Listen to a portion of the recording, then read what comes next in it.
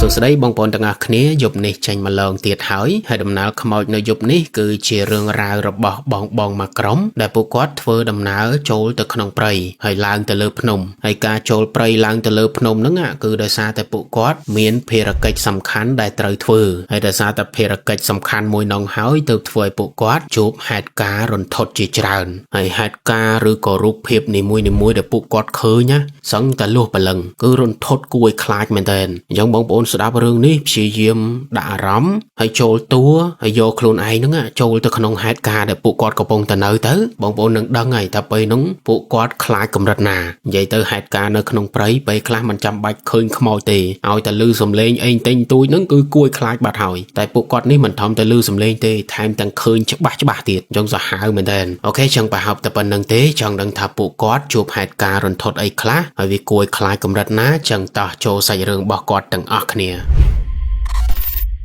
រឿងរ៉ាវមួយនេះកើតឡើងប្រហែលជា9ឆ្នាំមុនហើយជារឿងរ៉ាវរបស់បងប្រុសម្នាក់ឈ្មោះថាបងសំណាងដែលបងសំណាងក៏រស់នៅឯតាមខេត្តហើយខេត្តដែលគាត់រស់នៅហ្នឹងគឺជាខេត្តមួយដែលស្ថិតនៅក្នុងតំបន់ព្រៃភ្នំគឺជាខេត្តដែលសម្បូរព្រៃធំភ្នំខ្ពស់ហើយបងសំណាងគាត់ថាឲ្យតែពេលតនេពីការងារគាត់តែងតែចូលទៅលេងឬក៏ទៅគេងនៅក្នុងព្រៃគាត់ចូលទៅបោះតង់ឬមួយក៏ឡើងភ្នំអីចឹងណាអាហ្នឹងគឺជាចំណង់ចំណូលចិត្តរបស់គាត់ហើយគាត់មានមិត្តភ័ក្តិមួយក្រុមដែលមិត្តភ័ក្តិមួយក្រុមតែងតែចូលព្រៃជាមួយគាត់ជាប្រចាំទាំងអស់មាន5នាក់គឺបងសំណាងបងដាបងជេបងរ៉ាហើយនិងបងខេងគឺ5នាក់គាត់ហ្នឹងតែងតែចូលទៅក្នុងព្រៃឲ្យតែថាតនេហើយបងសំណាងកាលនោះគាត់ក៏មានសង្សារម្នាក់ដែរហើយសង្សារគាត់ហ្នឹងឈ្មោះថាចាយម៉ារីហើយចាយម៉ារីសង្សារគាត់ហ្នឹងក៏ជាអ្នកចូលចិត្តចូលទៅក្នុងព្រៃដូចគ្នានិយាយទៅពួកគាត់ស្គាល់គ្នាអំឡុងពេលដែលចូលទៅគេងនៅក្នុងព្រៃគឺដូចថាចាយម៉ារីហ្នឹងមិត្តភ័ក្តិគាត់នាំមកហើយបងសំណាងហ្នឹងក៏ទៅតាមមិត្តភ័ក្តិចឹងទៅក៏ស្គាល់គ្នាជួបគ្នាអំឡុងពេលដែលចូលទៅក្នុងព្រៃលេងហ្នឹងហើយដល់ពេលគាត់ស្គាល់គ្នាគាត់តាក់ទងគ្នាជាសង្សារហើយបងសំណាងគាត់ថាពេលខ្លះគាត់នាំចាយម៉ារីហ្នឹងចូលទៅក្នុងព្រៃតែ2នាក់ទេនិយាយទៅកំសាន្តនៅក្នុងព្រៃបែប sweet បែបគូស្នេហ៍ចឹងទៅប៉ុន្តែបងសំណាងគាត់ថាគាត់តាក់ទងចាយម៉ារីសង្សារគាត់ហ្នឹងបានតែ2ឆ្នាំទេស្រាប់តែក្រោយមកចាយម៉ារីគាត់ក៏ធ្លាក់ខ្លួនឈឺហើយចាយម៉ារីគាត់ឈឺជំងឺមហារីកដែលធ្ងន់ធ្ងរអញ្ចឹងពេលដែលចាយម៉ារីសង្សារគាត់ឈឺធ្ងន់ចាយម៉ារីគាត់អត់បានដើរលេងចូលទៅក្នុងព្រៃជាមួយបងសំណាងទៀតទេប៉ុន្តែអំឡុងពេលដែលចាយម៉ារីគាត់ឈឺធ្ងន់ហ្នឹងគាត់ក៏បាននិយាយពីក្តីសម័យរបស់គាត់ដោយចាយម៉ារីគាត់ប្រាប់បងសំណាងថាបើសិនជាគាត់ជាវិញគាត់ចង់ឡើងភ្នំមួយនេះគាត់ចង់ទៅកន្លែងនេះពីព្រោះគាត់ស្រឡាញ់កន្លែងហ្នឹងណាតែគាត់អត់ទាន់បានទៅទេអញ្ចឹងបើថ្ងៃណាគាត់មានសំណាងបានជាពីជំងឺគាត់ចង់ឲ្យបងសំណាងហ្នឹងជូនគាត់ទៅផងហើយបងសំណាងឮអញ្ចឹងក៏បាត់ណាគាត់ចេះតែលើកទឹកចិត្តសង្សារខ្លួនឯងលើកទឹកចិត្តចាយម៉ារីហ្នឹងថាខំប្រឹងទៅប្រឹងមើលថែសុខភាពផឹកថ្នាំញ៉ាំអីឲ្យគ្រប់គ្រាន់កៃឡូសុខភាពល្អជាពីជំងឺចាំបងនាំម្នាក់ឡើងភ្នំមួយនោះហើយយើងទៅដើរលេងឲ្យសប្បាយ2នាក់និយាយទៅចេះតែនិយាយលើកទឹកចិត្តប៉ុន្តែជាអកុសលបងសំណាងគាត់ថាកន្លងពីចាយម៉ារីនិយាយពាក្យមួយឃ្លាមុនហ្នឹងប្រហែលជាមួយខែទៅមុខចាយម៉ារីគាត់ក៏ស្លាប់ទៅដោយសារតែជំងឺគាត់ធ្ងន់ធ្ងរព្យាបាលបានអញ្ចឹងណាហើយចាយម៉ារីស្លាប់គ្រួសាររបស់ចាយម៉ារីក៏រៀបចំពិធីបុណ្យសពហើយយកសពទៅបូជាបូអីអស់ហើយបានបងសំណាងហ្នឹងគាត់យកក្តីសម័យចាយម៉ារីទៅប្រាប់ខាងម៉ាក់ប៉ាចាយម៉ារីគាត់ប្រាប់ថាចាយម៉ារីមុននឹងស្លាប់បានប្រាប់ខ្ញុំថាគាត់ចង់ឡើងទៅលើភ្នំគាត់ចង់ចូលទៅក្នុងព្រៃដើរលេងបងសំណាងគាត់ព្យាយាមរៀបរាប់ប្រាប់ហើយដល់ពេលរៀបរាប់ប្រាប់ទៅបានខាងសាច់ញាតិខាងម៉ាក់ប៉ាចាយម៉ារីហ្នឹងគាត់ក៏ពឹងឲ្យបងសំណាងយកធាតុចាយម៉ារីទៅរោយនៅលើភ្នំមួយហ្នឹងទៅពីព្រោះចាយម៉ារីគាត់ចង់ទៅលេងអញ្ចឹងគ្រួសារគាត់ហ្នឹងក៏ពឹងឲ្យបងសំណាងហ្នឹងជួយយកធាតុហ្នឹងទៅរោយលើហ្នឹងទៅឧបកិច្ចថាឲ្យបងសំណាងហ្នឹងជួយនាំចាយម៉ារីឡើងទៅលើភ្នំផងហើយបងសំណាងលើអញ្ចឹងគឺពេញចិត្តមែនទែនហើយក៏អរគុណខាងម៉ាក់ប៉ាចាយម៉ារីហើយបានក្រោយមកបងសំណាងគាត់ក៏បបួលមិត្តភ័ក្តិគាត់ដែលក្រុមមិត្តភ័ក្តិគាត់5នាក់ហ្នឹងនាំគ្នាចូលទៅព្រៃហើយឡើងទៅលើភ្នំដែលចាយម៉ារីគាត់ចង់ទៅហើយមិត្តភ័ក្តិគាត់ទាំងប្រមាណហ្នឹងក៏អូខេទាំងអស់គ្នាដោយសារតែមិត្តភ័ក្តិគាត់ទាំងអស់គឺស្គាល់ចាយម៉ារីទាំងអស់ chẳng đâu bây đừng tha chỉ ở đây bầm non ở đây giờ máy trong cào bao chai mà rí chẳng bố có đọt miên cất chọn thì mà nè cứ ok hay có rơ ngày ngày nào tờ né có nom khné từ hay là hốt đo ngày đại bộ quạt thời tứ bộ quạt có riệp trăm ở văn riệp trăm ni riệp trăm nu hay bán phơi đầm nở tứ đầm bón prey phnom mà cả lại nồng còn đái bong sầm nang quạt tha pe để quạt từ đầm bón prey phnom cả lại nồng à quạt tha tờ bong lái bộ quạt chi lan từ còn đái pe để quạt chi lan từ ban bẹ cả đá phớ dẹp tà lan bộ quạt miên pa nhà hà lan quạt bài cẳng chẳng quạt có thể call hai chiêng hai cây ơi mà chui pa con đồ bỏ con ai quạt nữa à ai quạt tha tờ mom tại chiêng mà đo chiêng đọt đồ rụi rói vậy nó cứ rồi xìa bạt hỏi chẳng bộ quạt phơi đầm nào tờ đo đầm bón prey phnom mà cả lại nóng bộ quạt có do lán từ nhà nữ trường phnom nhà tam phèn nẹp phùm để kê rồi nơi đầm bón nóng á hay nhà hỏi ban bộ quạt tầng pram nè đã chỗ từ khung prey hayไปน้ำคือรสีเลยนะปันท้ายบองสำนักด้วยท่าจัดกอดอันเตะสาก็เราจำอยู่อย่างนั้นนะจังก็ทั่วดำน้ำโจตะขนมไปนั่งอ่ะแตงรสีไอ้บองสำนักก็ท่าไปแต่ก็ดาวโจตะขนมไปก็ยอรุกทอดใจมารีนั่งอ่ะการจอมใดหรือมือก็เอาจอมในตรงบกอดไอ้ก็ใจแต่อธิษฐานนะอธิษฐานให้นึกแต่ดอลใจมารีก็แต่งแต่งยัยขนมจัดท่าบองน้องมันไอ้เมาไว้นะเอาไหนเมาจะมวยบองเมาดาวจะมวยบองเมาvậy tôi bong sầm nang pe nó ọt miên khai ọt miên ấy thì cứ chơi vị nhiên trai Marie nó oi máu tam oi đào tam còn là hồn nó tam phở tại còn vậy không chết đấy na ọt bàn vậy trên cà ghê còn đá bong sầm nang quạt tha cầm phụ quạt pro tặng pram nẹt pe nóng á cứ pram nẹt quạt ọt đai miên nọ ná máu đầm bón phun mà cái lại nâng tì hoặc đó cứ phụ quạt đai cái lại xìn ọt đai máu nâng tì giống phụ quạt riêng vul ọt sơ scol phở tì cứ đào tam phơi nó không prey hay su kê su anh pe đã có đào giống na và nó đã pe bộ có đào lang phnom hiện du tịch tứ sạp ta đầm món cái lại nóng á riêng ngặt ọt miên mà nó ọt miên ấy su tề hay mình thầm tại ọt miên mà nó su tế mấy câu vi chắp đào ngọn ngật tiệt vậy nó chỗ mong pram hỏi rồi đã pe giống mật phẹ có tầng ọt khné có cật đó na nòng khné cật thải cô tài sầm rạ sân tới ấy rồi mới có cho tôi vinh sân tới ấy chăm sai chăm lang to bị bỏ lỡ nâng dục hỏi hay bà xin chỉ dục nơi không prey để bộ quạt thọp chố bộ quạt thả ọt ấy thì phối đầm nào bị dục có ban đài bị bộ quạt ọt khai không máu chứ vấn đề cái lấy ní cứ khó khăn có đó đã có đai màu chẳng bà phối đầm nào bị dục vì ọt lò nó cứ cầm bong sầm nang quạt bạc màu trắng á hay rồi bị cầm bộ quạt vậy kia bị phía xa kia bẹp nắng có sự mẹ chặt thá đào mà cào vinh bị bộ đào mà cào vì lươn chiêng bà láng từ lươn nóng mình đang chỉ bị na tê đã đào chẳng bộ quạt có đào mà cào vinh màu còn đá bong sầm nang quạt tha pe đã cầm bộ quạt đào thôi cào vinh đầm bay cho bị nóng bộ quạt tha đào ban ta mà sợ tu tề giáp tại bong sầm nang quạt tới khơi tia mặt nòng đập tia mặt nòng nó cứ chụp tia chư hay riêng thông cô sầm hay một ấy còn mình sơi chỉ sát ấy đây tia lẹ cả nè bài tu tư bài thò mà chia trắng á giống bong sầm nang quạt cổ này nóm oi mất phe quạt á đào từ mưa tia nâng sần từ khánh lô từ sông kê mà dốc bán á hay mất phép bộ quát có kịch bạp nằng chấn có nom khné đào sầm đào từ tiền mặt nòng nòng hay đọc về bộ quát đào tới can tài chết bạn bong sầm náng quát khơi tha tiền mặt nòng nóng à cứ chụp tiền sầm nạ đôi là bếp resort đôi là bếp tiền cái oi dương mà cây nó không prey từ tua ram thò mà chiết chấn á với tới bộ quát ắt đằng tì từ bồn lão nhá ắt đằng thà nâng cứ chụp tiền sầm nạ thì tại đọc về mau chết nâng á khơi phạ khơi ấy hỏi bạn quát đằng hay nào muối pe để quát đào cho mà không prey môn nâng á có ọt ban khơi tia mà khâu nương tề bị bố tia mà khâu nương vì ọt ban nơi tam phơi để bố cọt đào vì riêng cách trôi từ phơi prey tiết á chẳng về để cọt đào màu nương vì ai nương băng prey băng ấy chẳng tới cọt mượt khơi từ ta lớn nương á về để cho màu vĩnh sạp tay cái lại khơi đôi từ bột tia chẳng có mưa khơi từ hay là bơi khơi chẳng tới mà nè sờ bãi chết mền tền mình chăm bạch đào cho từ cầu du chi năng tiết á chẳng bố cọt có trôi từ tia sầm nặng nông từ hay là bơi trôi từ đó có chụp nứng bong pro mà nè đại bong pro mà nè nắng quạt trâu nơi cái lạnh counter từ tủ nhiều nắng á dân cầm bong sầm nắng có tới cọ bắt tộc từ hay cầm bộ quạt pram nè quạt dọc bay bắt tộc đại bong sầm nắng quạt cây nơi tròn cào hay bong khén có cây nơi tròn cào đôi khnia phần đại bắt tộc pi sen khnia tại bắt tộc nắng cứ chọp khnia hay bong mệt phèp bay nè tiết quạt dọc bắt tộc tà môi tê cứ bắt tộc thùng đại nơi ai tròn tipi dân bộ quạt có cọ bắt tộc cọ ai háo do sao do ai tới hay bán đá trôi từ khung bắt tộc riêng khôn hay bong sầm náng có tha nơi khung bắt tộc sập hiệp thom đà sập hiệp mình sơi chìa sát mình sơi chìa thay ấy thế còn tại vì chỉ ca đi giải bài thom mà triệt bài lẽ cả nạ chư kre chư miền răng hay tu cả ai tu ấy cứ sạch tại chư á mới tới bài thò mà chia trắng á nè hay bong sầm nắng cọt kênh tầm này anh tì đời xa tại mất phẹp xem xén ọt hiến kênh cho mỗi bong sầm nắng tì đời xa bong sầm nắng pe nó cọt do thịt sòng xa cọt máu á chẳng mất phẹp mà nè cọt ọt hiến mà kênh cho mùi chẳng bong sầm nắng con nơi tại hay bong kênh tại kênh và tốc chất cọt nắng co cọt kênh tại đôi kia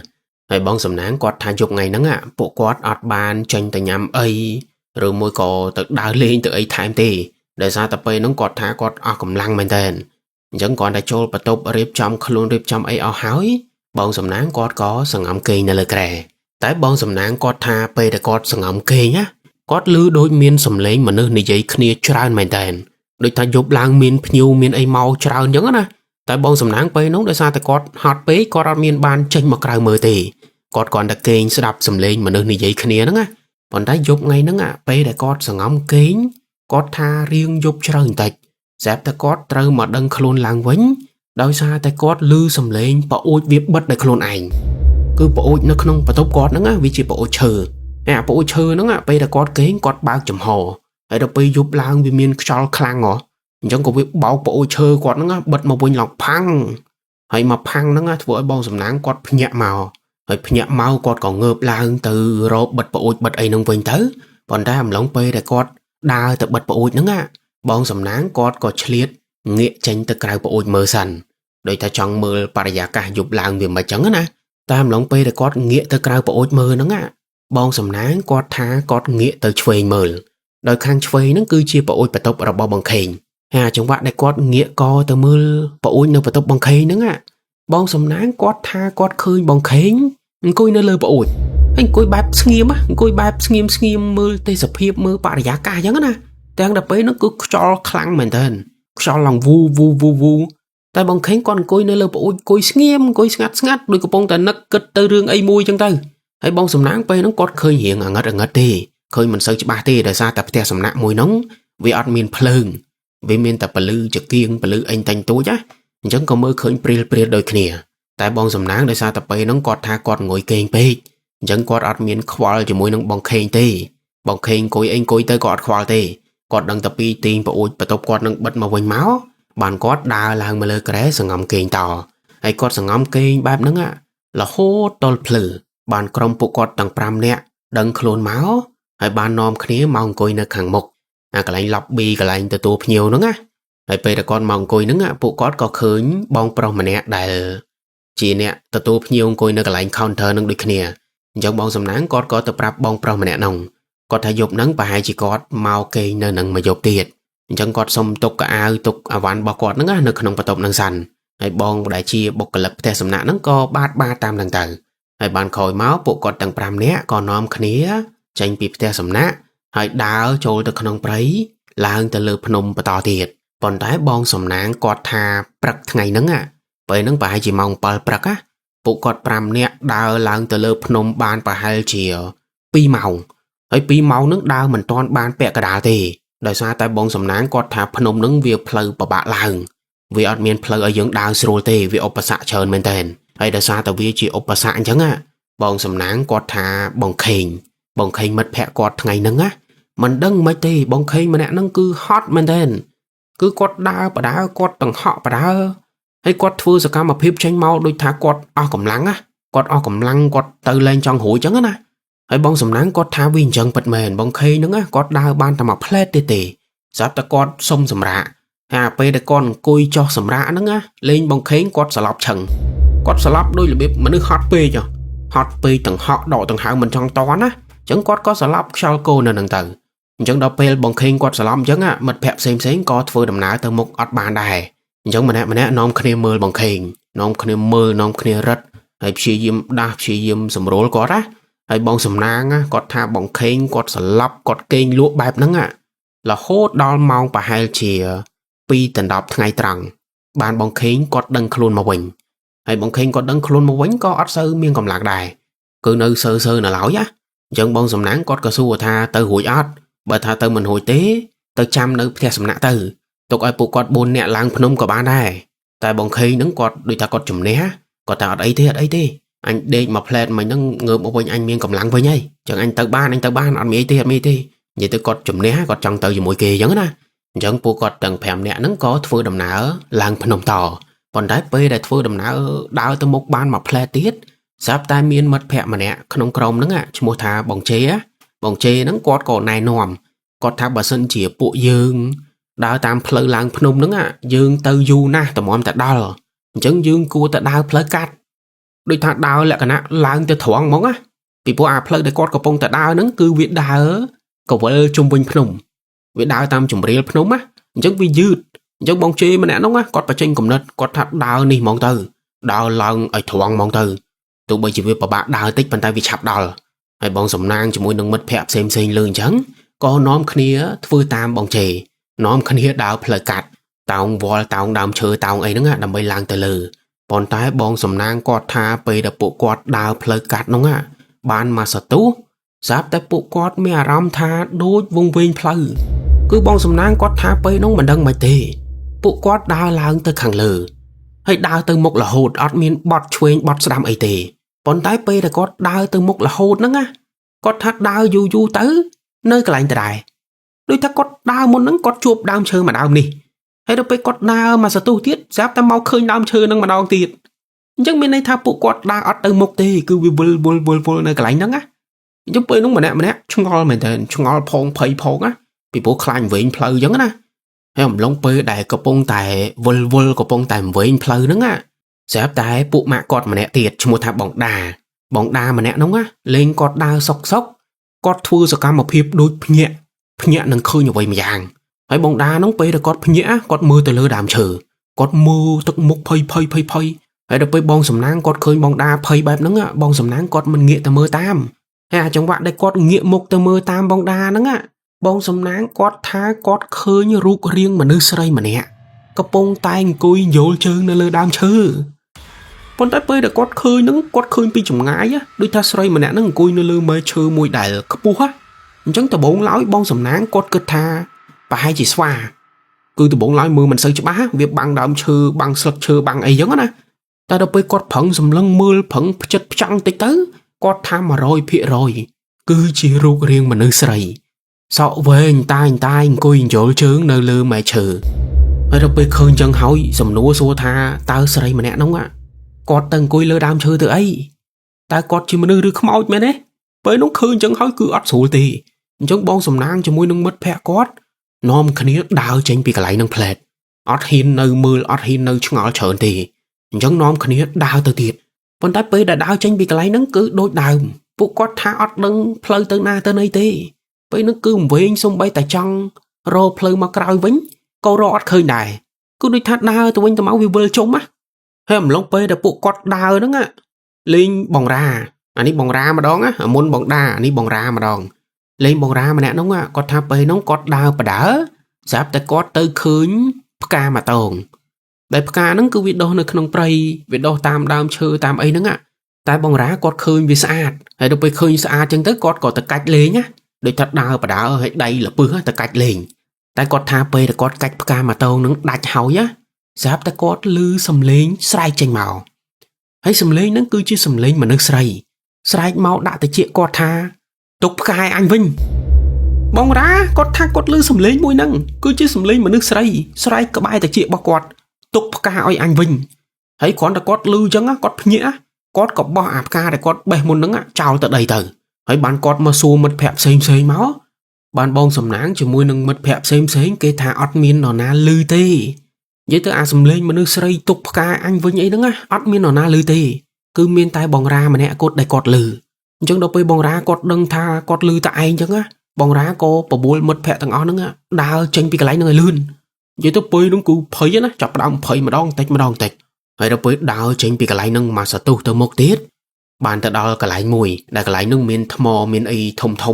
hay bong sầm náng cọt có sray hai mật phẹp cọt nữa nom khné tao thmo lang từ lư bị bố bong sầm náng cọt ọt cho tranh tì cọt trong lang từ lơ cầm pul phnom nâng ai bàn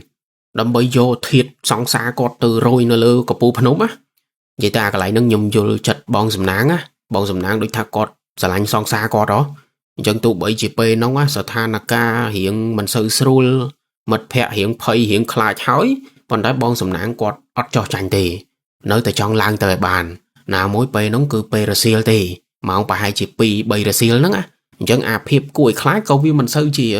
khăn đôi pe dục đây mà nè bà sân chỉ bộ quạt khơi mà nước sấy cùi lừa đám chơi pe dục bà hai chỉ bộ quạt khá chinh nắng á ta ní cứ rà xìl chẳng ót sấy khá ấy bà màn thì bộ quạt cật thao vì mình ấy giống á chẳng bông sầm nắng nắng á có hai mật phe quạt nóm khné tao thmò mà đông nắng á lang từ hàng lờ vì bộ cái lại được bộ quạt cho pe nó cứ miền thmò miền ấy đôi chùm riêng phnom dần chẳng bộ con nóm khné tao nóm khné chọn thmò chọn ấy nâng tới lang từ hàng lờ còn trái bong sầm nắng quạt tha crom bộ quạt pe nóng á mà nè tao lang ót miền bà nhà ấy thì đời sao ta cái lại thmò nó vì mình có bộ vì mình thông ấy bà man thì vì tao ta mà plate nó cứ bán bát hồi hay mất phép xem cái tao lang cái chọn thmò lang ót miền nọ na chụp bà nhà ấy thì còn tái tới chia bong khinh đại sờ lóp môn nắng á bong khinh mà nè nóng á lên nhầm lông pe để quạt chọn thmò quạt tao thmò lang từ hàng lứa lên quạt plot quạt chọn thmò khọ chẳng thui quạt là bố đáy thlẹ cho mà còng tam lông pe để quạt thlẹ cho mà còng bong khinh quạt từ Scott lứa bong đà đại cái bong ta tao bị khổm quạt nắng á chẳng thui oi bong khinh cho mũi bong đá thlẹ cho khổm từng pi tại đôi giấy chẳng vì ớt bùa ấy chẳng thlẹ cho mà cào máu có ớt miên rộng bùa ấy thằng ngò đài tam lông pe để bong đá quạt thlẹ cho mà đau cào nắng á bong đá pe nắng quạt tha quạt hiện sờ đại sao ta có ba quạt việc bọc tên đấy á chẳng pe nắng phơi quạt ấy nắng riêng sờ vắng sờ hay lông pe để phơi quạt riêng sờ vắng nắng á bong đá quạt tha quạt khơi miên ruột riêng không mau mùi đại ruột riêng không mau mùi nóng á có bông tai cùi nơi lơ co bong khen cứ cùi đôi là bếp mà nương cùi nơi lơ sma bong bông đại khơi cha vô không mình màu đã nơi lơ sma ọt không mình cùi lơ sma dướng không mình quạt mình đã chương nơi hàng mốc hay đây quạt mình căn có ba dương căn sọ dương thở ấy nó ngã bong đá quạt khơi bẹp nó ngã quạt thắt quạt khơi như ruột riêng không mau mùi có bông tai cùi nơi lơ sma bong khen tại quạt khơi nó cứ quạt khơi ẩm lóng pe để quạt phần này sờ vàng ẩm lóng pe để sơ nó ngã tại đâu pe quạt tăng sma đây mau vinh phần này quạt mưa cho ba vinh hỏi quạt thà sờ máu không mau đành cùi lơ co bong khen nắng co vía rồi lấy bắt từ vinh tử tại bong đá quạt thà quạt cho ba na trong pe nó quạt phơi mình tên tại một phép xem ót miên nó ná khơi nhá cứ khơi tại bong đá mà nè cột hay bảo bong khen vĩnh có quạt ót đâng khuôn đài quạt ót đâng khuôn quạt ót ban khơi than nó na mong cùi lơ sma quạt tê còn tại bong khen quạt tư chỉ miên rắm vinh quạt thà quạt miên rắm đôi sma quạt nữa á vì ngôn với hối đôi là biết mà nữa li ấy chọp du chẳng á chẳng đã bóng khánh có đa khôn ta tê ót min li ấy tê còn tới với hối mà hãy bong sầm nắng bay nó được sao ta có ót khơi ấy chẳng có còn dây sầm rùi còn mỗi khôi bà già ca chẳng á hãy đọc về mà nè tăng chặt tăng mà đây ban mà quanh hỏi có nom khné phơi đầm nở làng ta lơ phnom tò hãy phải nước trâu mau bà hai chỉ bay ra xìl hỏi tại trong bong sầm nang nữa còn nom khné đào lang từ lơ là hố to tại đào cầm pol phnom hay đào cầm pol phnom bay nó cứ mong pram là nghiệt cứ mấy nơi phư là lão tề giống bong sầm nang còn có vô thiệt song xa bao cọt đại mua chai mari nữa á còn vô thiệt chai mari nữa á từ rồi nơi lơ phnom hay bong sầm nang còn rồi bà đào còn dùng bà đào hay còn vậy rắm không chặt bao cọt giống á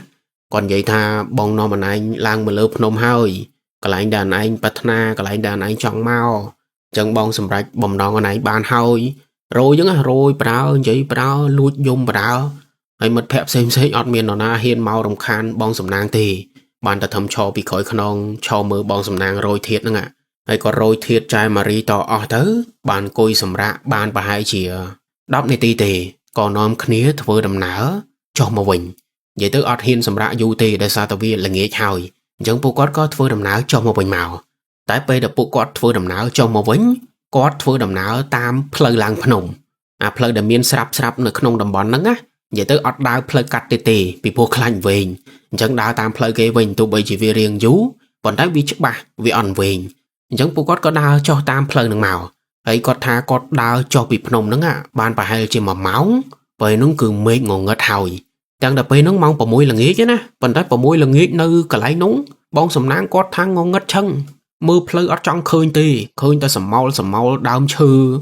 hay nâng bờ lư tách đại viên nơi xa nữa á chẳng mất phẹ cọt xem nó na để miên pớ kế cái do pớ nó mà chẳng tam phơi hay chẳng bà đá đào cho bị phồng mà bà đào phần đất bong sầm nắng có tha đào cho bị phồng ban mà sa tu tao một tiết sắp tay crom bộ quạt á ពេលហ្នឹងគឺមកក្រុមលឺសំឡេងមនុស្សស្រីសោកចេញមកគឺលឺទាំងក្រុមហ្មងហើយលឺច្បាស់ទៀតឡើងពេលហ្នឹងពួកគាត់ទាំង5នាក់មើលមុខគ្នាហើយងាកមើលជុំវិញខ្លួនណាថាសំឡេងមួយហ្នឹងវាចេញមកពីណាហើយមនុស្សស្រីណាមកសោកទាំងយប់នៅក្នុងព្រៃអញ្ចឹងពេលហ្នឹងឆ្ងល់ផងភ័យផងហើយអំឡុងពេលដែលពួកគាត់ភ័យហ្នឹងពួកគាត់ក៏យកពិលចាំងមើលជុំវិញខ្លួនដូចគ្នាប៉ុន្តែបងសំណាងគាត់ថាក្រុមពួកគាត់ពេលដែលចាំងមើលជុំវិញខ្លួនជុំវិញព្រៃតំបន់មកកន្លែងហ្នឹងពួកគាត់អត់មានឃើញអីទេប៉ុន្តែពេលដែលពិលចាំងទៅចាំបងខេងស្រាប់តែរូបភាពដែលពួកគាត់ឃើញណាគឺពួកគាត់ថាឃើញរូបរាងស្រីចំណាស់ម្នាក់កំពុងតែអង្គុយនៅលើកបងខេងហើយរូបភាពដែលពួកគាត់ឃើញគឺច្បាស់មែនទែនគឺជាស្រីចំណាស់ស្លៀកខោជើងវែងអាវដៃវែងហើយសម្លៀកបំពាក់គាត់បែបរៀងបុរាណបន្តិចរៀងចាស់លហែកនេះលហែកនោះហើយអាកន្លែងស្បែកមុខគាត់នេះឡើងជ្រួញឡើងខ្មៅហើយសក់វិញកធិញកធើងដូចអត់ងូតទឹកចឹងហើយយាយម្នាក់នោះអង្គុយនៅលើស្មាបងខេងបែបស្ងៀមអង្គុយបែបនឹងដោយទឹកមុខបងខេងគាត់ធម្មតាដូចអត់ដឹងខ្លួនចឹងអត់ដឹងខ្លួនថាមានគេអង្គុយលើកអញ្ចឹងបងសំណាងជាមួយនឹងមិត្តភ័ក្តិផ្សេងគ្រាន់តែឃើញចឹងអត់តន់មានពេលប្រាប់ឬមួយក៏ស្រែកប្រាប់បងខេងអីទេគឺពួកគាត់គ្រាន់តែចាំងមកឃើញបែបនឹងភ្លាមពួកគាត់នាំគ្នារត់ផ្លែតគឺដូចថាពេលនោះខ្លាចមែនតើណានាំគ្នារត់ចេញមកសិនហើយអំឡុងពេលដែលគាត់រត់ហ្នឹងបងខេងក៏រត់តាមពួកគាត់ដែរនិយាយទៅបងខេងគាត់អត់ដឹងថាហេតុអីមិត្តភ័ក្តិម្នាក់រត់អញ្ចឹងបងខេងគាត់រត់តាមពីក្រោយហើយបងសំណាងគាត់ថាអំឡុងពេលដែលគាត់រត់ហ្នឹងគាត់ក៏ឆ្លៀតងាកទៅមើលបងខេងដែលរត់តាមក្រោយហ្នឹងដែរហើយរាល់ពេលដែលគាត់ងាកទៅក្រោយមើលបងខេងគាត់ថាឃើញរូបរាងយាយម្នាក់នោះអង្គុយនៅលើកបងខេងនៅឡើយគឺអង្គុយទាំងតែបងខេងរត់ហ្នឹងគឺអត់ព្រមទៅណាអត់ព្រមចុះអង្គុយជាប់ហ្នឹងហើយបងខេងគិតតែពីរត់ដោយអត់ដឹងខ្លួនហើយបងសំណាងជាមួយនឹងមិត្តភ័ក្តិផ្សេងក៏គិតតែពីរត់តទៅមុខទៀតដោយសារមិនដឹងប្រាប់របៀបម៉េចវាអត់មានពេលឈប់ប្រាប់អញ្ចឹងបានតែត្រឹមរត់ហើយបងសំណាងគាត់ថាគាត់រត់យូរមែនតើរត់ឡើងសឹងតែអស់ខ្យល់ហើយណាឡើងជើងគាត់ពេលហ្នឹងរត់លែងរួចប៉ុន្តែគាត់ថាសំណាងពេលដែលពួកគាត់អស់កម្លាំងនឹងរត់ទៅមុខហ្នឹង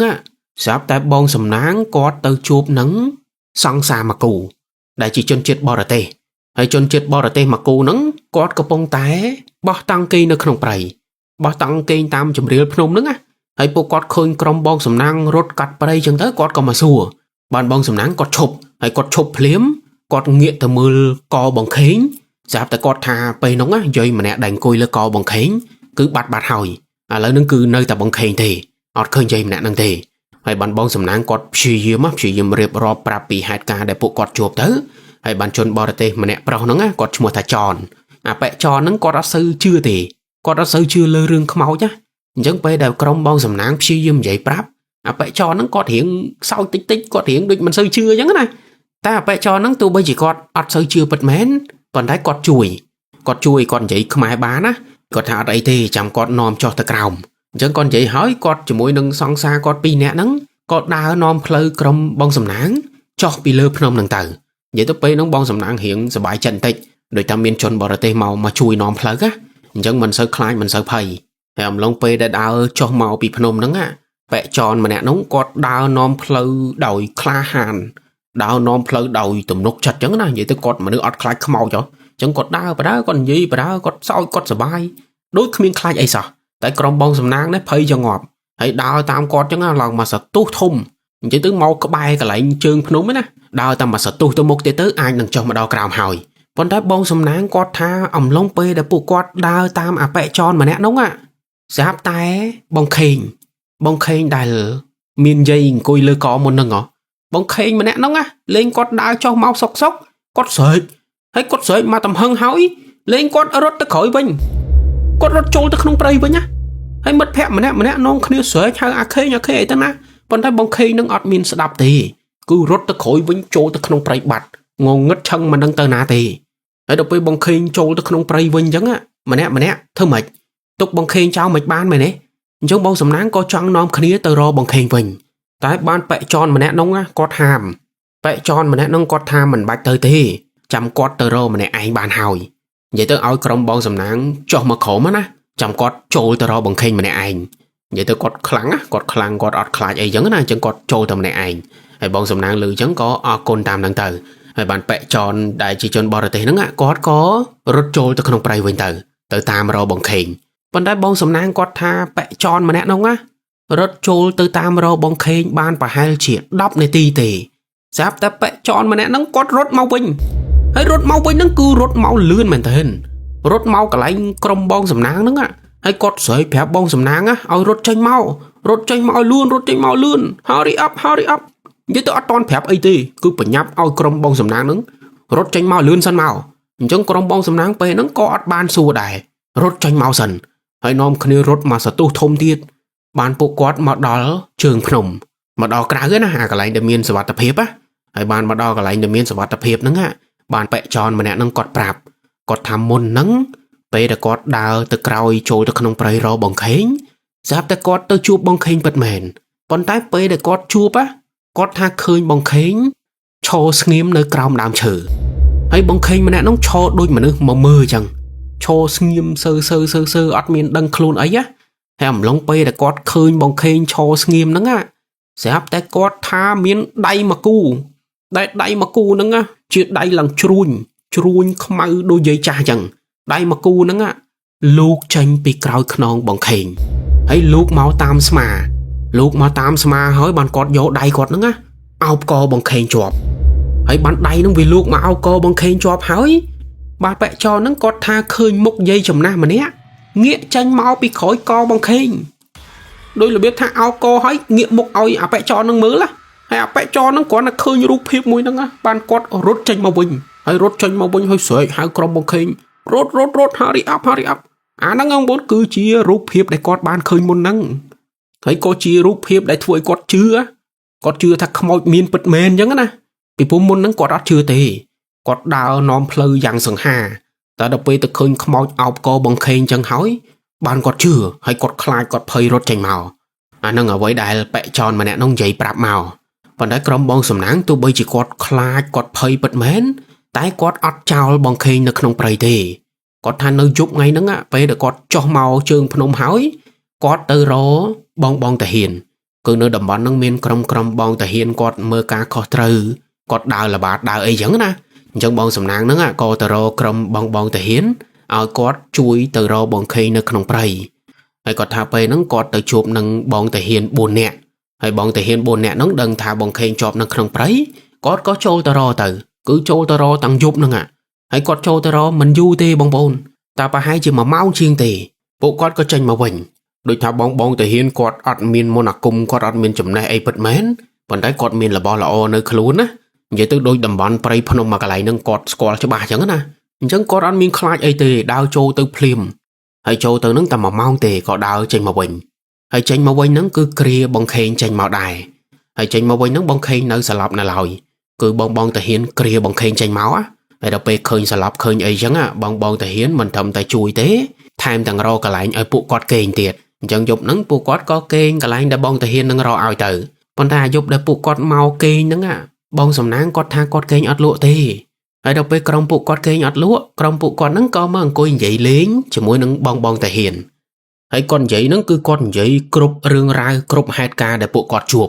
បងសំណាងគាត់រៀបរាប់តាំងពីគាត់ចូលទៅគេងនៅក្នុងផ្ទះសំណាក់ដែលនៅក្បែរជើងភ្នំហ្នឹងហើយគាត់ដើរចូលទៅក្នុងព្រៃវែងព្រៃឃើញមនុស្សស្រីអង្គុយលើដើមឈើឃើញយាយចំណាស់អង្គុយលើកបងខេងអីទាំងប្រមាណហ្នឹងគាត់និយាយប្រាប់បងតាហ៊ានទាំងអស់ប៉ុន្តែបងសំណាងគាត់ថាពេលដែលគាត់និយាយប្រាប់អស់ហើយស្រាប់តែបងតាហ៊ានទាំង4នាក់ហ្នឹងគាត់បើកភ្នែកធំធ្វើទឹកមុខដូចភ្ញាក់ផ្អើលមែនទែនហើយបានបងតាហ៊ានហ្នឹងសួរក្រុមបងសំណាងសួរថាម៉េចបានពួកអណែងទៅគេងនៅក្នុងផ្ទះមួយខ្នងហ្នឹងពីព្រោះផ្ទះមួយខ្នងហ្នឹងគឺជាផ្ទះទុកចោលផ្ទះហ្នឹងអត់មានមនុស្សនៅទេហើយវាបាក់បែកគេទុកចោលយូរហើយបងតាហ៊ានគាត់និយាយមកបែបហ្នឹងហើយបងសំណាងជាមួយនឹងក្រុមមិត្តភក្តិគាត់នាំគ្នាប្រកែកថាផ្ទះមួយហ្នឹងអត់មានចាស់អត់មានបាក់បែកអីទេពីព្រោះគាត់ចូលទៅគេងនៅក្នុងហ្នឹងឡើងមកយប់ផ្ទះហ្នឹងសភាពធម្មតាទោះបីជាវាមិនថ្មីពិតមែនប៉ុន្តែវាក៏មិនដល់ថ្នាក់ចាស់វាមិនដល់ថ្នាក់បាក់បែកដូចផ្ទះគេទុកចោលណាប៉ុន្តែបងតាហ៊ានគាត់នៅតែអះអាងបែបហ្នឹងគាត់ថាផ្ទះមួយខ្នងហ្នឹងអត់មានមនុស្សនៅទេជាផ្ទះដែលទុកចោលផ្ទះដែលបែកបាក់នៅក្នុងព្រៃ ហើយបងតាហ៊ានគាត់ថាបើមិនជឿទេស្អែកឡើងចាំគាត់នាំតែមើល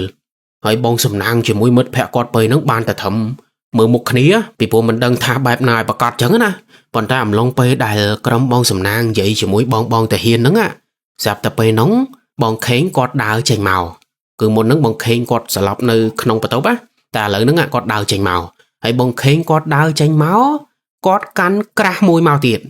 ដែលក្រាស់មួយហ្នឹងគឺជាក្រាស់ឈើក្រាស់សិតសក់តែវាជាឈើហើយបងខេងគាត់ដើរចេញមកលេងគាត់និយាយពាក្យមកឃ្លាមកថាសង្ស័យមកពីអាក្រាស់ហ្នឹងហ្មងបងខេងដើរចេញមកនិយាយកបត់ចឹងថាសង្ស័យមកពីអាក្រាស់ហ្នឹងហ្មងហើយបានគ្រប់គ្នាសួរទៅថាក្រាស់ហ្នឹងក្រាស់របស់ពីណាហើយយកមកពីណាបានបងខេងហ្នឹងគាត់ប្រាប់គាត់ថាក្រាស់ហ្នឹងគឺគាត់យកចេញមកពីក្នុងបន្ទប់ក្នុងផ្ទះសំណាក់មួយហ្នឹងគឺយប់ម្សិលមិញហ្នឹងពេលដែលគាត់ចូលទៅក្នុងបន្ទប់ទៅហើយគាត់ឃើញក្រាស់ហ្នឹងវាស្អាតវាមើលមកដូចបុរាណណាបែបឈើបែបកម្របានឃើញអញ្ចឹងណាអញ្ចឹងបងខេងគាត់ក៏យកមកទុកក្នុងកាបូបរបស់គាត់អាកាបូបស្ពាយចំហៀងកាបូបគាត់ដាក់លុយដាក់ទូរស័ព្ទហ្នឹងគាត់ទៅយកក្រាស់គេហ្នឹងដាក់ក្នុងកាបូបហើយក្រោយពីដាក់នឹងហើយបានមានហេតុការណ៍រន្ធត់ផ្សេងកើតឡើងនៅតាមផ្លូវហ្នឹងបានបងខេងគាត់សង្ស័យថាមកពីអាក្រាស់ហ្នឹងហ្មងហើយបងសំណាងជាមួយនឹងមិត្តភក្តិផ្សេងក៏អត់ដឹងដូចគ្នាអត់ដឹងថាដើមហេតុវាមកពីអីប៉ុន្តែអ្វីដែលវាហួសចិត្តទៅហ្នឹងគឺបងខេងគាត់យកអាក្រាស់ឈើមួយហ្នឹងយកទៅបោះចោលនិយាយទៅគាត់និយាយហើយគាត់គប់ចោលហ្មងគាត់គិតថាគ្រប់យ៉ាងវាមកពីអាក្រាស់មួយហ្នឹងអញ្ចឹងគាត់ក៏គប់ចូលទៅក្នុងព្រៃចោលទៅប៉ុន្តែពេលដែលគាត់យកក្រាស់ទៅគប់ចូលទៅក្នុងព្រៃហ្នឹងលេងបងតាហ៊ានគាត់ស្រែកមកគាត់ស្រែកថាទៅរើសមកវិញអត់គួរយកក្រាស់គេទៅបោះចោលចឹងទេបើយើងយករបស់គេមកហើយគេមិនពេញចិត្តគេតាមមកយកវិញអញ្ចឹងយើងត្រូវតែសងគេវិញឲ្យដល់កន្លែងបងតាហ៊ានគាត់ប្រាប់មកអញ្ចឹង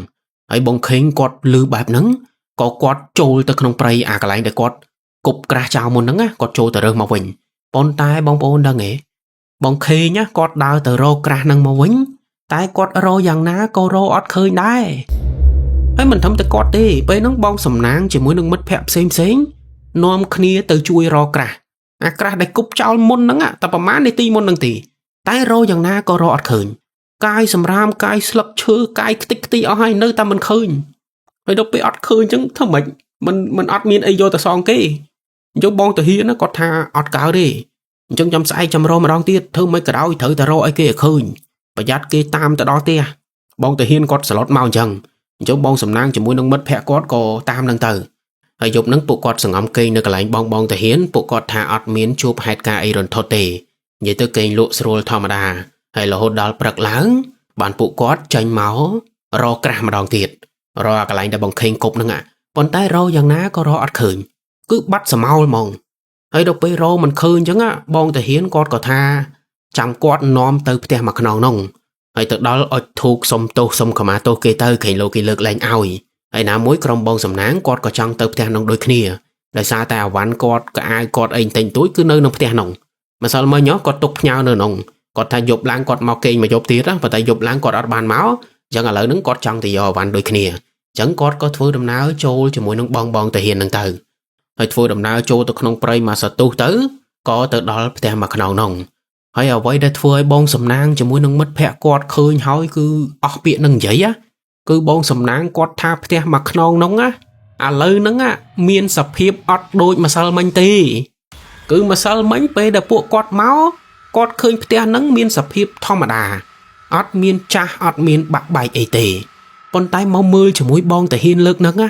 គាត់ថាផ្ទះមួយខ្នងហ្នឹងឡើងចាស់ឡើងបាក់បែកមានតែដើមឈើមានតែវល្លិស្លឹកឈើសបុកសัตว์អីគឺពេញនៅក្នុងផ្ទះហ្នឹងនិយាយទៅគឺជាសភាពផ្ទះដែលគេទុកចោលផ្ទះដែលអត់មានមនុស្សនៅយូរហើយគឺដូចជាអ្វីដែលបងតាហ៊ានប្រាប់មកគ្មានខុសទេទៅតែឥឡូវហ្នឹងមកដល់គឺជឿហ្មងហើយដល់ពេលអញ្ចឹងទៅបានតែត្រឹមហួសចិត្តហើយសឹងតែមិនជឿនឹងភ្នែកតែធ្វើម៉េចបើឃើញអញ្ចឹងហើយត្រូវតែជឿអញ្ចឹងពួកគាត់ក៏នាំគ្នាធ្វើពិធីខមាទោសនាំគ្នាលុតជង្គង់សុំទោសទៅហើយពេលដែលគាត់មកលើកហ្នឹងអត់មានមនុស្សទេណាមិនមែនដូចម្សិលមិញទេម្សិលមិញមកដល់ឃើញបងប្រុសម្នាក់ដែលមើលទៅជាបុគ្គលិកឬក៏ម្ចាស់ផ្ទះសំណាក់ហ្នឹងគាត់មកទទួលភ្ញៀវនៅកន្លែង counter ហ្នឹង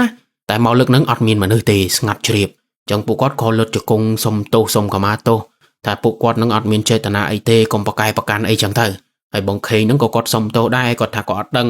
គាត់គ្រាន់តែឃើញស្អាតគាត់ចង់យកមកទុកជាអនុស្សាវរីយ៍អីចឹងទៅចាសុំទោសណាហើយដល់ពេលសុំទោសហើយបានក្រុមបងសំណាងហ្នឹងចូលទៅក្នុងបន្ទប់នីមួយៗដើម្បីយកអវ៉ាន់យកអីរបស់ពួកគាត់ចេញមកហើយគ្រប់គ្នាគេអត់អីទេប៉ុន្តែបងខេងពេលដែលគាត់ចូលទៅក្នុងបន្ទប់គាត់យកអវ៉ាន់យកអីរបស់គាត់ចេញមកលេងបងខេងហ្នឹងគាត់ភ្ញាក់មែនទែនគាត់ថាគាត់ឃើញអាក្រាស់ឈើដែលគាត់គប់ចោលយប់មិញកន្លែងបងតាហ៊ានហ្នឹងគាត់ថាអាក្រាស់មួយហ្នឹងឥឡូវមកនៅក្នុងបន្ទប់គាត់គឺគាត់ថាក្រាស់នឹង 100% មិនដឹងជីវាមកដោយរបៀបណាមកតាមណាអត់ដឹងទេដឹងតែថាពេលដែលចូលមកយកអវ៉ាន់ឃើញក្រាស់ហ្នឹងនៅលើទូកន្លែងសិតសក់ហើយដល់ពេលឃើញចឹងបងខេងគាត់ព្រឺសបល់ខ្ញាក់បញ្ញាប់ទាញកបោបទាញអីហើយរត់ចេញមកក្រៅផ្លែតហើយបានសំពះសុំទោសសុំកម្មាទោសគេម្ដងទៀតទៅបានធ្វើដំណើរចេញមកវិញតែពេលធ្វើដំណើរចេញមកវិញហ្នឹងក៏ពួកគាត់ព្យាយាមសួរបងតាហ៊ានម្ដងទៀតសួរថាផ្ទះមួយខ្នងហ្នឹងបោះពីណាគេហើយហេតុអីក៏ຕົកចោលហើយមិនបានមកធ្វើអីនៅម្ដុំហ្នឹងបានបងតាហ៊ានគាត់ប្រាប់ថាផ្ទះហ្នឹងគឺជាផ្ទះសំណាក់នឹងឯងគឺអ្នកដែលគាត់នៅតំបន់ព្រៃភ្នំហើយគាត់ធូធាគាត់ក៏ចង់មកធ្វើផ្ទះសំណាក់សម្រាប់អ្នកមកដើរព្រៃឬក៏អ្នកដែលឡើងភ្នំឡើងអីម្ដុំហ្នឹងដោយសារតែភ្នំមួយហ្នឹងអាសាមានគេមកឡើងហើយអ្នកខ្លះគេមកឡើងចឹងទៅគេក៏មកចង់គេងបែបលក្ខណៈធម្មជាតិគេងបែបលក្ខណៈតំបន់ព្រៃភ្នំវាអារម្មណ៍ប្លែកនិយាយទៅដូចរបៀប resort ចឹង resort ភាគច្រើនគេមិនធ្វើនៅក្នុងតំបន់ព្រៃភ្នំមែនទេអញ្ចឹងផ្ទះសំណាក់ហ្នឹងដូចគ្នាគេចង់ធ្វើបែបលក្ខណៈ resort នៅតាមតំបន់ព្រៃភ្នំប៉ុន្តែដោយសារតែម្ចាស់ផ្ទះសំណាក់គាត់អត់មានបារមីគ្រប់គ្រាន់ណាអញ្ចឹងគាត់នៅកន្លែងហ្នឹងអត់កើតទេដូចថានៅកន្លែងហ្នឹងចេះតែឃើញនេះឃើញនោះមានវិញ្ញាណនេះវិញ្ញាណនោះមករំខានហើយភ្ញៀវឬក៏អ្នកដើរព្រៃមកចូលគេងនៅក្នុងផ្ទះសំណាក់ហ្នឹងតែងតែឃើញនេះឃើញនោះនិយាយទៅនៅអត់បានសុខទេហើយដល់ពេលនៅអត់កើតចឹងខាងម្ចាស់ផ្ទះសំណាក់គាត់ក៏សម្រេចចិត្តទុកផ្ទះនឹងចោលទៅណាមួយចង់លក់ក៏លក់អត់ចាញ់ដែរគ្មានពីណាមកទិញអីនៅម្ដុំនឹងទេអញ្ចឹងក៏ទុកចោលរាប់ឆ្នាំហើយមើលតែសភាពទៅគឺដឹងហើយឡើងបាក់បែកសិតតែវល់សិតតែស្លឹកឈើសិតតែសបុកសัตว์អញ្ចឹងបើយើងស្ដាប់មកផ្ទះសំណាក់មួយខ្នងហ្នឹងអត់មានមនុស្សស្លាប់ទេអញ្ចឹងវិញ្ញាណខ្មោចដែលក្រុមបងសំណាងគាត់ឃើញគាត់ជួបទាំងប្រមាណគឺជាវិញ្ញាណដែលសន្ធិដ្ឋនៅតំបន់ព្រៃភ្នំមួយហ្នឹងហើយគាត់ចូលមកនៅក្នុងផ្ទះសំណាក់ដោយតែផ្ទះសំណាក់ទុកចោលអត់មានអ្នកមើលការខុសត្រូវវិញ្ញាណខ្មោចអសូរកាយដែលនៅតាមព្រៃអីហ្នឹងគេមិនចូលមកនៅអញ្ចឹងមនុស្សប្រុសដែលបងសំណាងឃើញហ្នឹងអាចជាវិញ្ញាណខ្មោចដែលសន្ធិដ្ឋនៅផ្ទះសំណាក់មួយខ្នងហ្នឹងហើយបើយាយចំណាស់ម្នាក់ហ្នឹងក៏ប្រហែលជាខ្មោចនៅតំបន់ព្រៃភ្នំនឹងដូចគ្នាដែលគាត់នៅយូរហើយគាត់នៅមុនផ្ទះសំណាក់នឹងទៀតហើយបើសិនជាបងប្អូនវិភាគកន្លែងផ្ទះសំណាក់ហ្នឹងខ្ញុំគិតថាវិញ្ញាណដែលសន្ធិដ្ឋនៅកន្លែងផ្ទះសំណាក់ហ្នឹងគឺជាវិញ្ញាណដែលល្អវិញ្ញាណដែលអត់ចង់មកធ្វើបាបយើងឬក៏លងបន្លាចយើងទេពីព្រោះក្រុមបងសំណាង4នាក់អត់មាននរណាជួបអីទេគឺមានតែបងខេងម្នាក់គត់ដែលជួបដោយសារតែបងខេងយកក្រាស់សិតសក់របស់គេយកមកទុកនៅក្នុងកាបូបឬក៏និយាយម្យ៉ាងទៀតបងខេងគាត់ចង់លួចយកទៅផ្ទះអញ្ចឹងណាអញ្ចឹងហើយទៅបងខេងជួបហេតុការណ៍ទាំងអស់ហ្នឹងមានវិញ្ញាណខ្មោចតាមមកអង្គុយលើកហើយធ្វើឲ្យបងខេងហ្នឹងមកមើលអង្គុយនៅតាមប្អួចយប់ឡើងមើលនេះគឺបងប្អូនស្ដាប់មកមានតែបងខេងម្នាក់ទេដែលជួបក្រៅពីហ្នឹងគេគេងធម្មតាហើយមិនត្រឹមតែគេងធម្មតាទេអត់មានអារម្មណ៍ថាខ្លាចអត់មានអារម្មណ៍ថាផ្ទះមួយហ្នឹងក៏ក្រិចទៀតគឺដូចថាវិញ្ញាណដែលនៅហ្នឹងគេបំភាន់ភ្នែកពួកគាត់ឲ្យពួកគាត់ឃើញផ្ទះមួយហ្នឹងទៅជាផ្ទះមួយដែលស្អាតដែលមានសភាពទូទៅមិនឲ្យឃើញដូចថាចាស់បាក់បែកខូចខាតអញ្ចឹងណាពីព្រោះបើឃើញបាក់បែកមានពីណាហ៊ានចូលទៅគេងអញ្ចឹងវិញ្ញាណទាំងអស់ហ្នឹងប្រហែលជាបំភាន់ភ្នែកពួកគាត់ប៉ុន្តែក៏អត់ធ្វើបាបពួកគាត់ដែរឲ្យពួកគាត់គេងយ៉ាងស្រួលហើយរហូតដល់ភ្លឺហ្នឹងបាននាំគ្នាធ្វើដំណើរឡើងភ្នំហ្នឹងអញ្ចឹងឃើញទេវិញ្ញាណទាំងអស់ហ្នឹងមើលទៅអត់អាក្រក់ទេគឺមកពីបងខេងទេដែលចូលទៅកន្លែងគេហើយនៅមានដៃមានជើងលួចរបស់គេទៀតទោះបីជារបស់ហ្នឹងគឺជារបស់តូចតាចទេវាគ្រាន់តែជាក្រាស់សិតសក់មួយណាប៉ុន្តែវាខុសសិលធម៌វាមិនគួរទៅលួចរបស់គេចឹងទេអញ្ចឹងហើយទៅបងខេងត្រូវធ្ងន់ជាងគេហើយបើវិញ្ញាណដែលពួកគាត់ជួបនៅតាមផ្លូវពេលដែលឡើងភ្នំហ្នឹងគាត់ឃើញមនុស្សស្រីអង្គុយលើដើមឈើអីទាំងប្រមាណហ្នឹងអាហ្នឹងខ្ញុំគិតថាជាវិញ្ញាណដែលនៅក្នុងព្រៃហ្នឹងឯងពីព្រោះនៅក្នុងព្រៃបងប្អូនដឹងហើយមានវិញ្ញាណមួយកណោហ្នឹងអញ្ចឹងឃើញនេះឃើញនោះខ្ញុំគិតថាវាជារឿងធម្មតាមិនចាំបាច់ទៅស៊ើបប្រវត្តិទេក៏យើងអាចដឹងថាវិញ្ញាណទាំងអស់ហ្នឹងប្រហែលជាគាត់ស្លាប់នៅហ្នឹងឬក៏គាត់ស្លាប់ម្ដុំហ្នឹងឯងគ្មានអីគួរឲ្យសង្ស័យទេហើយម្យ៉ាងទៀតបើមិនមែនខ្មោចគឺប្រហែលជាបរិវាររបស់គេអញ្ចឹងណា គេបង្ហាញខ្លួនឲ្យយើងឃើញគេមកបន្លាចយើងចឹងទៅដោយសារតែយើងមកកន្លែងរបស់គេចាហ្នឹងណាគឺជាអ្វីដែលក្រុមបងសំណាងគាត់ជួបនិយាយទៅយប់មិញហ្នឹងគាត់សំណាងដែរណាដែលគាត់បានជួបអបិចរអ្នកអភ័យទោសណាខ្ញុំហៅអបិចរអញ្ចឹងដោយសារតែបងសំណាងគាត់ថាអបិចរម្នាក់ហ្នឹងគឺនៅក្មេងដែរទេនៅក្មេងអាយុ20ឆ្នាំជាងហ្នឹងណាប៉ុន្តែគ្រាន់តែថាគាត់ជាជនបរទេសអញ្ចឹងគាត់មានរាងធំប៉ុន្តែពេលដែលគាត់ជួយក្រុមបងសំណាងចេញមកក្រៅហើយបងសំណាងនិយាយអរគុណរស់រាយរាក់ទាក់គាត់ទៅបានដឹងថាអបិចរម្នាក់ហ្នឹងក្មេងជាងគាត់ទៀតតែគ្រាន់តែថាគាត់មានធំគាត់សាច់ដុំធំអញ្ចឹងណាហើយមានពុកមាត់មានអីចឹងទៅមើលទៅរាងចាស់ប៉ុន្តែអបិចរម្នាក់ហ្នឹងគឺក្មេងទេហើយសំណាងឯណាដែលបានគាត់ជួយបើយប់មិញគ្មានអបិចរម្នាក់ហ្នឹងទេមិនដឹងជាវាសនាគាត់ទៅជាយ៉ាងណាទេថាមិនស្រួលនឹងវងវែងក្នុងព្រៃចេញអត់រួចក៏ថាបានដែរហើយបើកាន់តែធ្ងន់ធ្ងរទៀតបងខេងអាចនឹងបាត់បង់ជីវិតនៅយប់មិញហ្នឹងក៏ថាបានដែរពីព្រោះយាយម្នាក់ហ្នឹងគឺអោបកបងខេងជាប់គឺដោយរបៀបថាចង់ចាប់ចង់យកទៅនៅជាមួយអញ្ចឹងណាអញ្ចឹងគិតទៅអរគុណអបិចរមែនតើហើយក៏សុំតអបិចរហ្នឹងដែលកាត់ចង្វាក់របស់គាត់ណាដោយសារយប់មិញអបិចរម្នាក់ហ្នឹងគេកំពុងតែបោះតង់ស្វីតជាមួយនឹងគូស្នេហ៍របស់គេប៉ុន្តែទៅជាក្រុមបងសំណាងហ្នឹងនាំគ្នារត់ស្រែកពេញព្រៃអញ្ចឹងដាច់ចង្វាក់អបិចរនឹងអស់លីងហើយហ្នឹងឯងក្រោយមកពេលតែគាត់ដឹងរឿងដឹងរ៉ាវអស់ហើយសុំទោសសុំកម្មាទោសអស់ហើយពួកគាត់ក៏ធ្វើដំណើរចុះពីភ្នំនឹងវិញមកហើយចុះពីភ្នំហើយក៏លាបងតាហ៊ានហ្នឹងទៅហើយពួកគាត់ជូនលុយជូនកាក់ឲ្យបងតាហ៊ាននឹងចាយទៅហើយគាត់ជូនណាបងតាហ៊ានអត់ទាទេប៉ុន្តែគាត់ជូនបងតាហ៊ានរួចរាល់អស់ហើយពួកគាត់ក៏មកយកឡានជិះមកផ្ទះវិញមកហើយពេលដែលពួកគាត់ត្រឡប់មកវិញហ្នឹងបងសំណាងគាត់ថាគាត់ជាមួយនឹងមិត្តភ័ក្តិផ្សេងអត់មានជួបហេតុការណ៍អីទៀតទេអត់មានថាខ្មោចមកតាមដល់ផ្ទះឬមួយក៏មកលងមកបញ្យលសោកអីគឺអត់ទេប៉ុន្តែបងសំណាងគាត់ថាពេលដែលគាត់ត្រឡប់មកផ្ទះវិញហើយយប់ឡើងពេលដែលគាត់គេងលក់ស្រាប់តែគាត់យល់សពឃើញចៅម៉ារីយល់សពឃើញសង្សារគាត់ហ្នឹងហើយក្នុងយល់សពគាត់យល់សពឃើញចៅម៉ារីហ្នឹងឈរនៅលើកំពូលភ្នំហើយបងសំណាងគាត់ក៏នៅក្នុងដូចគ្នាគាត់នៅចិត្តចៅម៉ារីហើយចៅម៉ារីងាកមុខមកញ៉ាំដាក់គាត់ហើយអរគុណបងសំណាងដែលបំពេញក្តីសម័យរបស់គាត់ជាលើកចុងក្រោយកន្លែងដែលគាត់ចង់មកទីបំផុតគាត់បានមកហើយ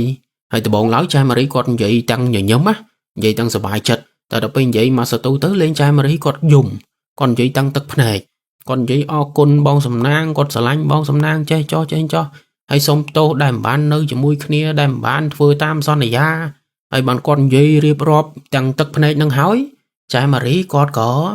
លាបងសំណាងគាត់ថាគាត់ដល់ពេលដែលត្រូវទៅហើយ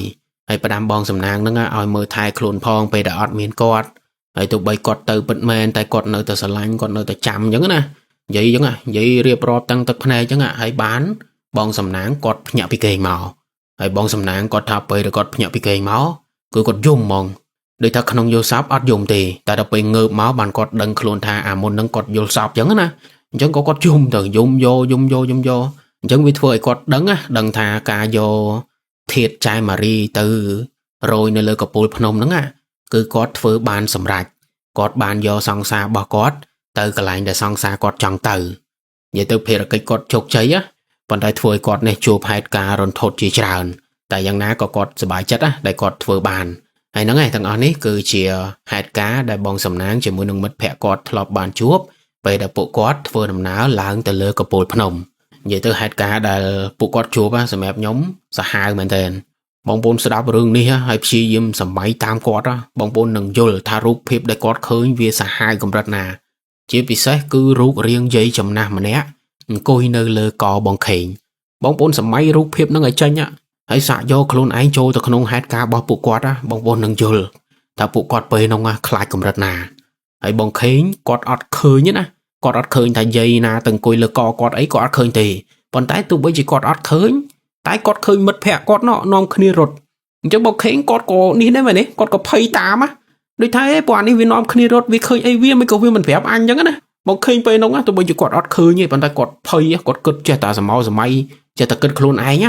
ហើយដល់ពេលមកដឹងពេលក្រោយនេះថាមិត្តភ័ក្តិគ្រប់គ្នាគេនាំគ្នារត់ដោយសារឃើញយាយចំណាស់ម្នាក់អង្គុយលើកបងខេងគាត់ណាដឹងពេលក្រោយអញ្ចឹងគាត់ព្រឺសបល់ខ្ញាក់ហើយក៏គាត់ប្រាប់ពីអារម្មណ៍គាត់ដែរគាត់ថាពេលគាត់ដើរក្នុងព្រៃហ្នឹងគាត់មានអារម្មណ៍ធ្ងន់មករហូតធ្ងន់ស្មារួយស្មា ដូចមានស្អីធ្ងន់នៅលើស្មាគាត់ណាប៉ុន្តែគាត់អត់ដឹងថាវាជាអីគាត់ក៏តែគាត់រួយស្មាធម្មតាអញ្ចឹងណាតែដល់ពេលឮមិត្តភ័ក្តិឃើញបែបហ្នឹងប្រាប់មកបែបហ្នឹងបានបងខេងគាត់យល់ហើយសុភាពយាយម្នាក់ហ្នឹងមិនមែនមកបែបស្អាតបាតទៀតមកបែបស្លៀកខោជើងវែងអាវដៃវែងហើយអាវលហែកមុខជ្រួញសក់កធិងកធឹងអូនិយាយមកគ្រាន់តែសម័យពីរូបភាពគឺព្រឺសវល់មែនតើហើយបើមនុស្សស្រីដែលអង្គុយនៅលើចុងឈើហ្នឹងអានោះមិនដឹងជាវិញ្ញាណពីណាគេទេតែគ្រាន់តែឃើញប៉ុណ្ណឹងដឹងតែមិនមែនមនុស្សបាត់ហើយគ្មានមនុស្សស្រីណាទៅឡើងចុងឈើទៅអង្គុយលេងនៅក្នុងព្រៃទេមានតែមិនមែនមនុស្សហើយបើកន្លែងមួយទៀតដែលមិត្តភ័ក្តិគាត់ទៅបេះផ្កាបេះផ្កាមកតងលេងទៅស្រាប់តែបេះពប់លឺសំឡេងមនុស្សស្រីស្រែកចេញមកស្រែកមកថាទុកផ្កាអញវិញអូហូបងប្អូនគិតមើលគ្នាពួកគាត់គឺប្រុសទាំងអស់តែគាត់លឺសំឡេងមនុស្សស្រីស្រែកបែបហ្នឹងចេញមកអញ្ចឹងដឹងតែមិនស្រួលទេមែនទេគាត់ណាលឺភ្លាមបញ្ញាប់ចេញពីកន្លែងនឹងផ្លែតនិយាយទៅនៅក្នុងព្រៃអញ្ចឹងគឺមានវិញ្ញាណច្រើនណាហើយគ្រោះថ្នាក់រហូតប៉ុន្តែដូចនិយាយអញ្ចឹងគឺបងសំណាងគាត់នៅតែតស៊ូដើម្បីសម្រេចបំណងសង្សាររបស់គាត់ដើម្បីយកធាតុទៅរោយនៅលើកពូភ្នំឲ្យបានអញ្ចឹងជួបបញ្ហាអីជួបឧបសគ្គអីក៏នៅតែព្យាយាមក៏នៅតែស៊ូហើយចុងក្រោយធ្វើបានសម្រេចពិតមែនទោះបីជាត្រូវបដូរដោយការឃើញខ្មោចជួបគ្រោះថ្នាក់អីក៏បងសំណាងគាត់យល់ព្រមអញ្ចឹងណាហើយបើនិយាយពីផ្ទះសំណាក់មកខ្នងនឹងវិញបងប្អូនស្ដាប់មកអាចនឹងចម្លែកចិត្តថាមានពីណាទៅធ្វើផ្ទះសំណាក់នៅកន្លែងព្រៃរបៀបអញ្ចឹងហើយខ្វះកន្លែងធ្វើមែនឬក៏មិនអញ្ចឹងណាប៉ុន្តែសម្រាប់ខ្ញុំវាអាចទៅរួចហ្នឹងបងប្អូនវាអាចទៅរួចបើសិនជាតំបន់ព្រៃភ្នំមួយដែលជាកន្លែងដែលមានគេទៅបោះតង់ឬក៏ឡើងកពូលភ្នំឡើងអីច្រើនអញ្ចឹងក៏អាចទៅរួចដែលមានគេគិតថាបើសិនជាធ្វើផ្ទះសំណាក់បែបធម្មជាតិ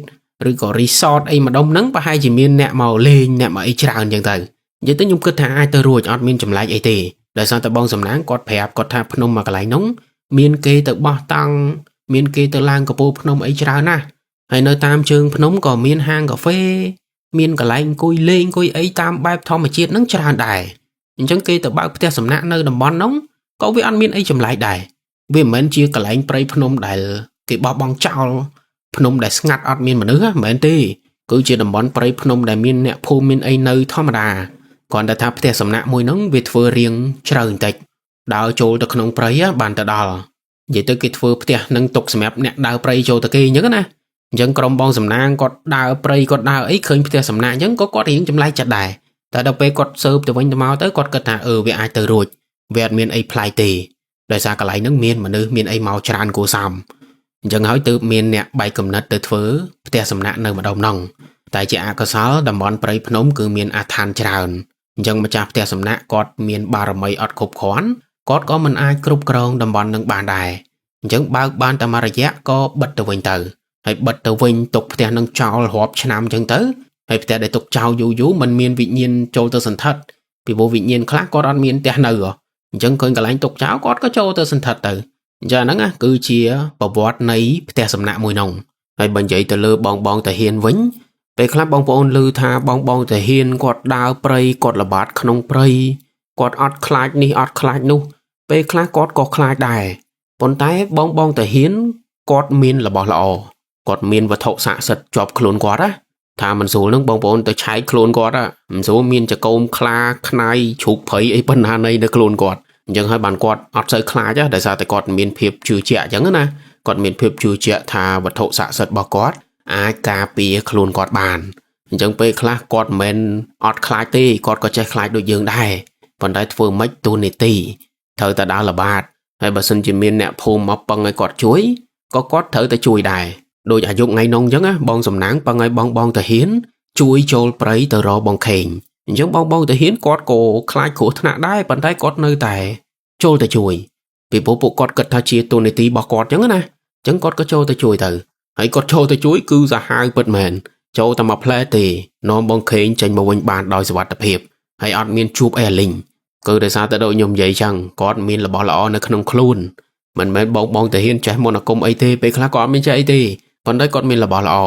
អាហ្នឹងគឺជាចំណុចពិសេសរបស់គាត់អញ្ចឹងហើយបើយើងឃើញបងតាហ៊ានគាត់ដើរតាម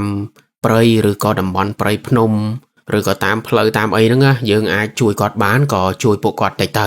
ពីព្រោះការងារពួកគាត់ហត់ណាស់ពួកគាត់ពិបាកណាស់ក្នុងទូនីតិរបស់គាត់ណា អញ្ចឹងយើងជួយអីមិនបានច្រើនយ៉ាងហោចណាស់ក៏ទិញទឹកទិញអីគាត់ផឹកទៅក៏ល្អដែរមែនទេគាត់បើជាងអត់ជួយអីសោះហើយហ្នឹងឯងរឿងហ្នឹងក្រៅពីភាពគួរឲ្យខ្លាចក៏វារៀងកំសត់តិចដែរណាហើយក៏សោកស្ដាយដែលបងសំណាងជាមួយនឹងសង្សារគាត់អត់អាចនៅជាមួយគ្នា